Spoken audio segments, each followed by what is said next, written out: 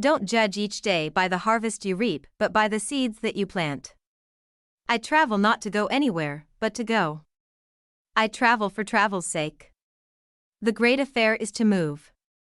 Life is not a matter of holding good cards, but of playing a poor hand well.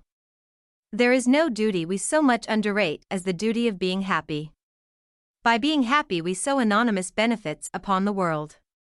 We are all travelers in the wilderness of this world, and the best we can find in our travels is an honest friend. You think those dogs will not be in heaven? I tell you they will be there long before any of us.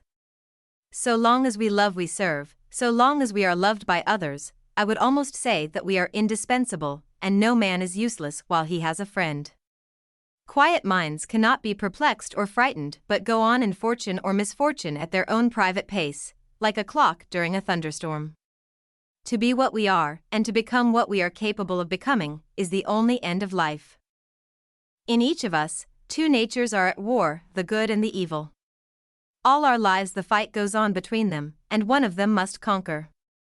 But in our own hands lies the power to choose what we want most to be we are.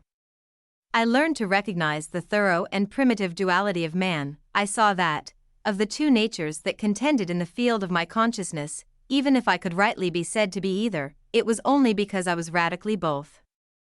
Sir, with no intention to take offense, I deny your right to put words into my mouth. To know what you prefer instead of humbly saying amen to what the world tells you ought to prefer, is to have kept your soul alive.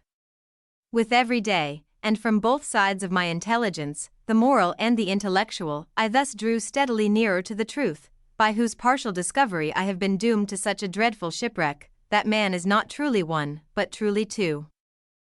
There are two things that men should never weary of, goodness and humility. We get none too much of them in this rough world among cold, proud people. The difficulty of literature is not to write, but to write what you mean, not to affect your reader, but to affect him precisely as you wish. Everyone, at some time or another, sits down to a banquet of consequences.